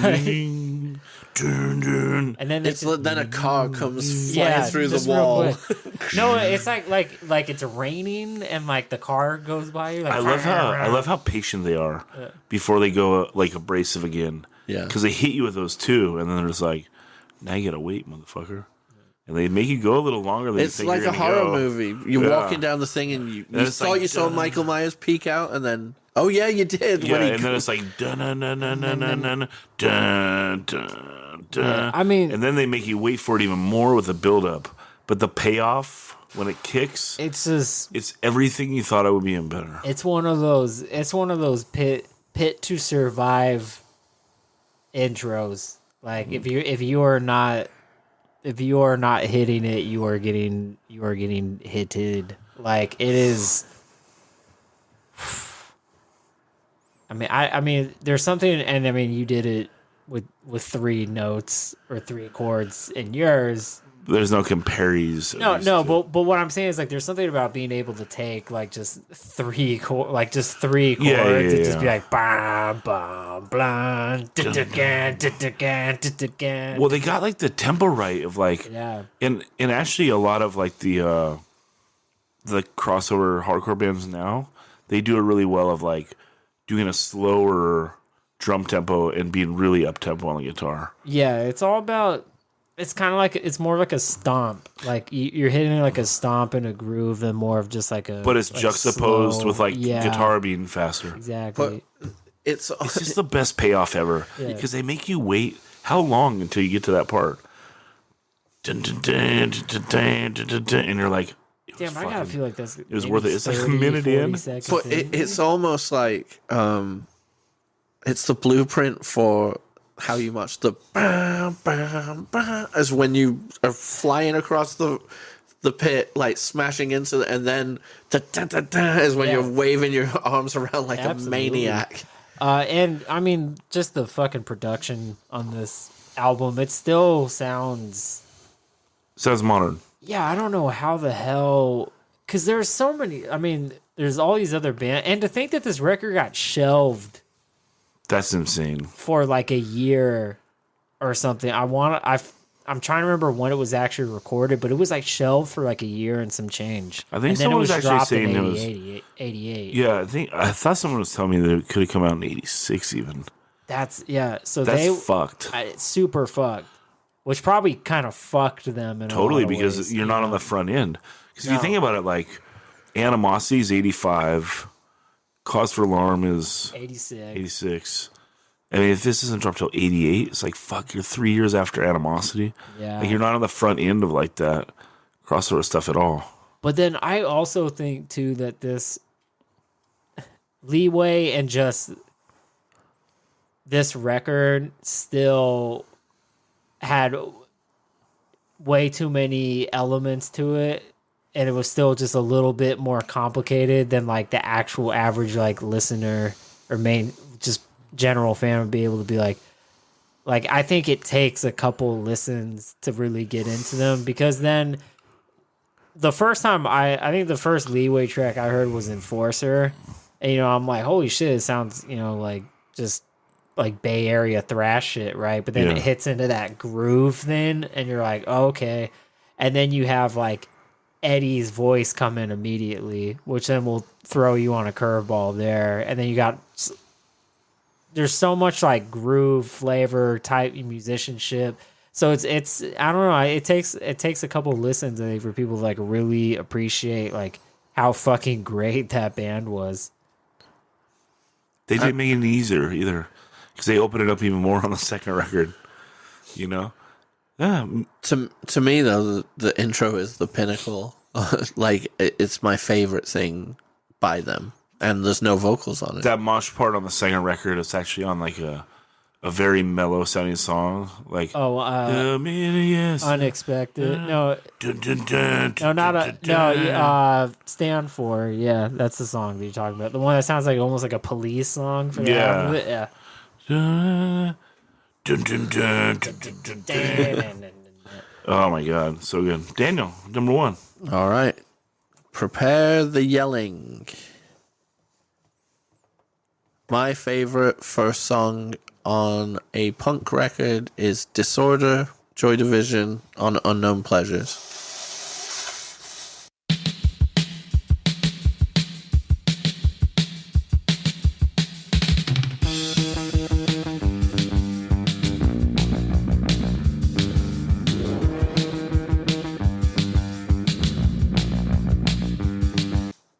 Now, I know in history this has now been regarded as a post-punk record, but that is due to the production of Martin Hannett, because they went in recording this as a punk band, and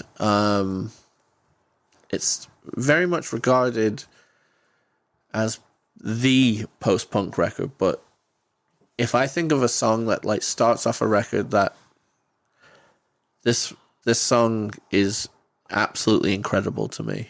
The lyrics are about him suffering from epilepsy and them not being able to basically find anything to treat it, but him also dealing with his friends pitying him and him not wanting the pity, as well as kind of just trying to rise above whatever his disease was. And I just think it's the best first track of any record ever, so I wanted to kind of sneak it in as a post-punk choice. Cool. No, it's that's. I mean, fair. great song, dude. That's fair. Again, you trolling. I'm not With trolling. Finnish punk or hardcore, I'm not trolling. but it's cool. I mean, I could. I mean, that falls into the. I don't know, dude. What I- about, how about, what's the sick opening track is Here we go. Angel of Death? Angel of Death, or Battery? they are sick. Battery, dude. You know, Metallica, they wore punk shirts. They were punk, dude. They knew Pusshead, dude. The guy from Septic Death. Mm-hmm. That's like more underground than these dudes. In the Puss Zone. I wouldn't say that's more underground than this. All right, well, I'm not getting pulled into this. I love Joy Division. It's like you try to you choose stuff that you know I like too. I like Fugazi. Shit, because I don't want to. Yeah, that's that band with the squiggly lines on the shirt. Right? That's right. Yeah, all right, gotcha. You're a fan though, right? Certain songs. Okay. Really? Only so. Well, I remember. I mean, the first time I heard it, my friend. We were actually driving to the Shea. His mom was driving us, and he was playing it. And I was just like, "It's just boring." Yeah, you don't have time for everything, dude. You don't have time to listen to everything. Have you gone My back and cat's getting tried? upset. I didn't. Yeah, no, I definitely. Maybe I need to go back and listen to a couple tracks. I mean, there are certain songs I know from them. I'm like, oh yeah, that one's good. I do like that. What's the opening cut of the New Order record? Dreams Never. Yeah, that thing's fucking. Dreams Never End. Yeah, because don't people say that's like half Joy Division then half New Order when the vocal kicks in or whatever? I gotta cut this short, guys. This hardcore podcast. Yeah, all right, sorry. I don't know. Yeah, this is why I didn't want to get sucked into this. I know, shit. and it has no. Like I said, it's the squiggly line thing on the shirt. It has nothing. Fucking in the bushes. Friday night. Totally. Whistle stop. No, totally. And it has nothing to do with us not liking other styles of music. It has to do with a lot of those other styles of music are more popular. They're like, they have fans. This is like as niche as it gets. Like talking, what Leeway record is better. Like there's a lot more Joy Division fans out there, and I'm sure there's a few podcasts. It's probably a pod that just dives into that single album. They're not good enough. Well, I believe that. Anyway, your choice. Number one, Ill Repute, Oxnard.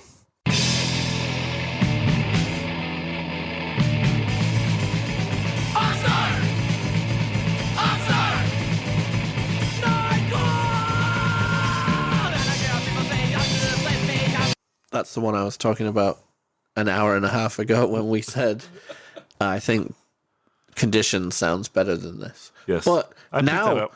now all I hear Yeah. when I hear the intro to this song is, I think the pod is coming on. I mean, know, it's definitely got a more intro thing with the That's them. Just this kind of weird for like, I don't know, an early '80s hardcore punk band to do They're some fucking with kind of dark- loop kind of. They're fucking with like the dark chords, like a TSOLE thing. Yeah, that's the influence for very sure. cool. Yeah, it's rad. So that's it. That's the greatest first song of all time. Oh, unless you got that Trump card. Maybe I do. Maybe. Empty, like, empty Misha. promises.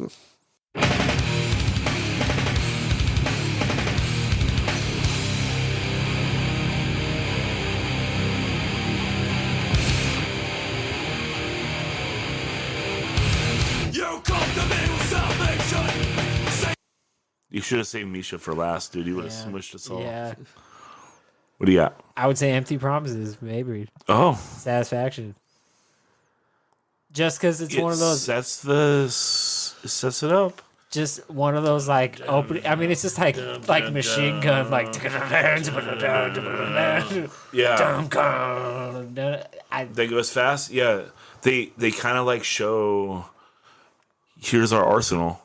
Like in the first 15 seconds. yeah, it's like just like, And, now all we're of it gonna- gets unloaded. Yeah, we've but then showed it you all our never tools. Stops Exactly. Like, They almost show you all their tools in the first 15 seconds, and you're like, well, they just showed me everything. But you And then they don't just get tired of Then it. they just beat you with it for fucking 30 minutes, It's like, oh, I know he's got nunchucks, but it doesn't help if you don't know, nunchuck defense. I'm getting hit with You these know, things it's for the like, next 30 minutes. But, yeah. This is fun, huh? Positive. Didn't get baited into your bullshit there. What are you talking about? It's not bullshit. It's a killer hell of an song. opening track. Yep. I agree. Great song. My two, got it on I vinyl. had two short honorable mentions. Okay. Would be if we're doing more punk shit, and this is whatever everyone says, whatever they want to say about them, they're a boy band, yada yada. But the opening for Nevermind the Bollocks, Holidays in boy the Sun. band. They're fucking Dude. as punk Yeah, as but it that's comes. just no, but that's like just the typical like you fucking manager put them together and you fucking sing and the guy like that's just like, but whatever. Like with all that shit, you say like the opening where it's just like the boots like Well, like, and write a better punk record. yeah, no, Like the way he, that riff is amazing. sell clothes. Yeah, the guy had the shop, and he was like, This should have been in your top 10. I want to make a Should have been bag. in your top 10, Daniel. It's your gente. and Yeah, then I love it. and then obviously just first Suey record with the Yeah, ended there. Huh? That was good. Oh, you guys like to talk during the outro. We didn't do that last time. I forgot. Not that one. Take them out, Daniel. Thanks for listening, guys. Thank you for listening. Please subscribe, rate, review, and donate to the Patreon.